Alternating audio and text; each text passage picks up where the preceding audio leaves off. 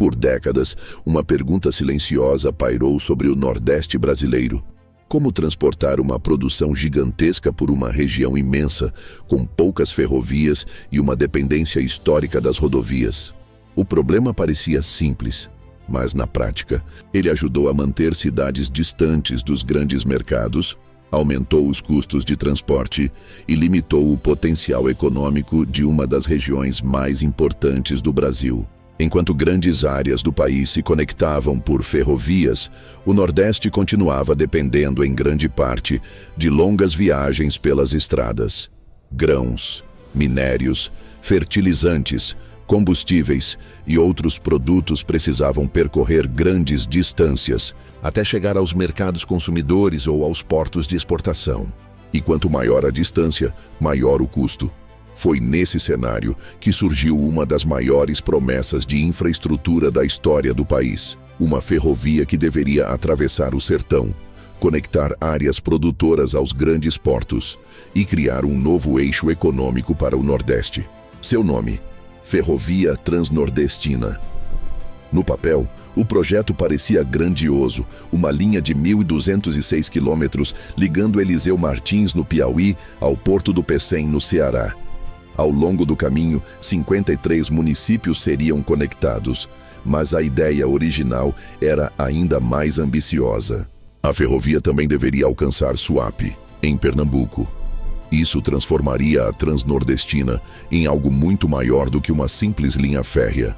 A proposta era criar uma grande rede logística, capaz de conectar o interior nordestino ao litoral, e a partir dos portos ao restante do Brasil e ao mercado internacional. A lógica era poderosa. A produção seria feita no interior. A ferrovia reduziria a dependência das rodovias, os portos receberiam as cargas e o Nordeste ganharia um novo corredor de desenvolvimento. Mas foi justamente aí que a história começou a ficar complicada. Porque construir uma ferrovia dessa dimensão exige muito mais do que colocar trilhos sobre o solo.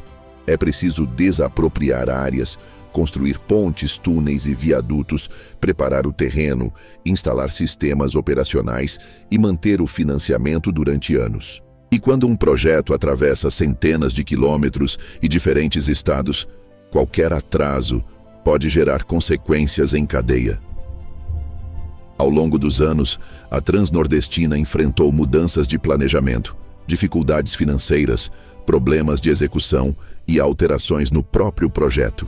A ferrovia, que deveria representar uma nova era para o Nordeste, começou a avançar em um ritmo muito menor do que o esperado e, pouco a pouco, uma promessa de transformação começou a ser associada a uma palavra que o Brasil conhece muito bem: atraso. O projeto original foi sendo alterado.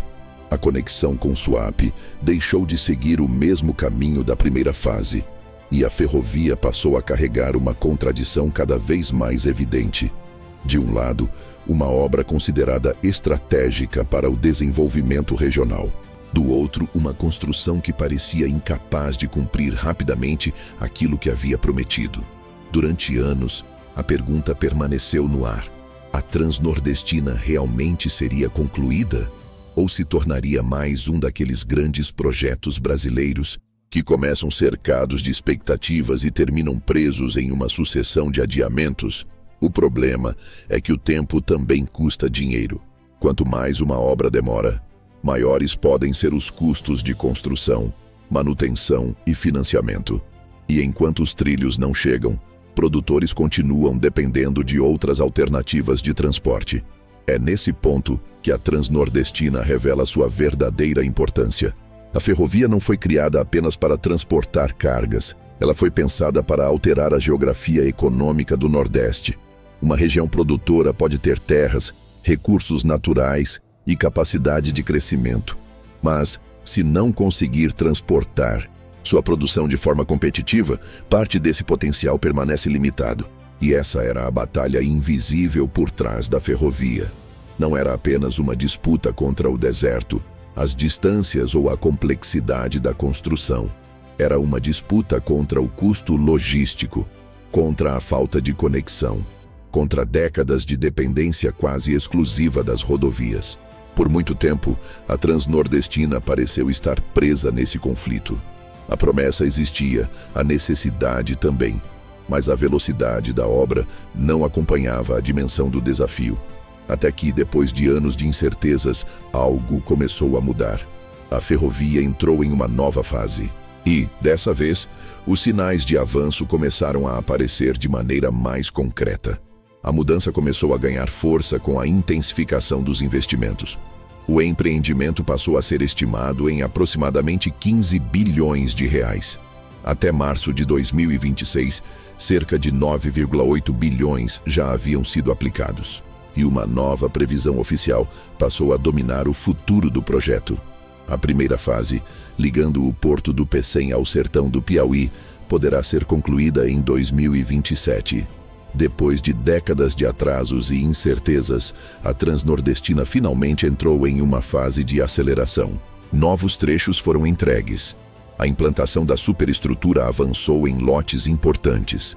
Vagões foram incorporados ao projeto e novas ações foram anunciadas para ampliar a capacidade operacional da ferrovia. Entre elas está o ramal Nelog, planejado para aproximar ainda mais a Transnordestina de sua fase de operação plena. Mas existe uma diferença importante entre construir uma ferrovia e fazer essa ferrovia transformar uma economia. E esse será o verdadeiro teste, porque quando os trilhos finalmente estiverem funcionando, a pergunta deixará de ser: quando? A Transnordestina ficará pronta? E passará a ser: o que ela será capaz de mudar? A resposta pode começar pela logística. Uma ferrovia pode transportar grandes volumes de carga por longas distâncias com mais eficiência do que o transporte exclusivamente rodoviário. Isso pode reduzir custos, aumentar a competitividade dos produtores e facilitar a chegada de produtos aos grandes mercados. Grãos produzidos no interior, minérios extraídos de áreas distantes, fertilizantes necessários para a produção agrícola, combustíveis e outras cargas estratégicas. Tudo isso poderá circular por um novo corredor de transporte. E quando o transporte muda, a economia também pode mudar. Uma cidade que antes estava distante dos grandes centros consumidores pode ganhar uma nova importância. Uma região produtora pode atrair investimentos. Novas empresas podem surgir próximas aos corredores logísticos. E áreas que antes pareciam isoladas podem passar a fazer parte de uma rede econômica muito maior. É por isso que a Transnordestina pode representar algo maior do que uma ferrovia. Ela pode conectar produção, indústria, portos e mercados. Uma cadeia que começa no interior e termina no comércio nacional ou internacional. E essa conexão pode mudar a posição do Nordeste dentro da economia brasileira. Mas existe uma questão que ainda não foi resolvida. O projeto original previa uma ligação com Suape, em Pernambuco. Porém, o trecho entre Salgueiro e o Porto deixou de fazer parte da estratégia da concessionária e passou a depender de uma nova solução pelo poder público. Isso cria uma situação curiosa. A primeira fase pode finalmente avançar, mas o projeto completo, como foi originalmente imaginado, ainda não está totalmente resolvido. E essa diferença é importante, porque uma ferrovia pode ser construída por etapas, mas seu impacto depende da capacidade de conectar os diferentes pontos da rede. A Transnordestina poderá chegar ao Porto do Pecém, mas o futuro de outras conexões ainda dependerá de decisões, investimentos e novas soluções. Por isso, 2027 pode ser um momento decisivo. Se a previsão oficial for cumprida, a primeira fase da ferrovia poderá finalmente entrar em uma nova etapa. Mas terminar os trilhos será apenas o começo. O verdadeiro desafio será fazer com que a ferrovia opere com eficiência, que atraia cargas, que reduza custos, que estimule investimentos, que conecte produtores aos mercados e que transforme as cidades atravessadas pela sua rota. Porque infraestrutura não é apenas concreto, aço e trilhos. Infraestrutura define quais regiões conseguem acessar o futuro. E durante décadas o Nordeste enfrentou justamente esse problema. Não faltava apenas produção. Não faltavam apenas recursos, faltava conexão. A Transnordestina foi criada para tentar resolver essa equação. Depois de uma longa história de atrasos, mudanças e incertezas, a ferrovia agora chega a um momento decisivo. O projeto pode finalmente deixar de ser apenas uma promessa no mapa e começar a funcionar como um corredor econômico real. Mas a grande pergunta permanece: a Transnordestina conseguirá realmente mudar o Nordeste?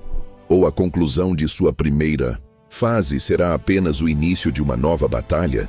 Porque construir uma ferrovia de mais de 1.000 quilômetros já é uma tarefa gigantesca. Mas fazer com que ela transforme a economia de uma região inteira é um desafio ainda maior. O futuro da Transnordestina não será medido apenas pela quantidade de trilhos instalados. Será medido pela quantidade de oportunidades que esses trilhos serão capazes de criar. E se tudo sair como planejado, o ano de 2027 poderá marcar o início de uma nova era. Uma era em que o interior do Nordeste estará mais conectado aos portos, aos mercados e ao mundo. Uma era em que cidades hoje distantes dos grandes corredores econômicos poderão ganhar uma nova importância. E uma era em que o Nordeste poderá deixar de ser visto apenas como uma região dependente de longas rodovias para se tornar um dos grandes corredores de produção, transporte e exportação do Brasil. A batalha para construir a Transnordestina ainda não terminou. Mas, pela primeira vez em muito tempo, a ferrovia parece estar mais próxima de cumprir uma parte importante de sua promessa. Agora, resta descobrir se os trilhos serão capazes de fazer aquilo que o projeto prometeu desde o início: mudar o destino econômico de uma região inteira. Se você gostou de conhecer a história e o futuro de uma das maiores obras de infraestrutura do Brasil, deixe o seu like e inscreva-se no canal Futuro Brasil. Porque aqui, cada ferrovia, cada porto e cada grande projeto revela uma parte da disputa pelo futuro do país.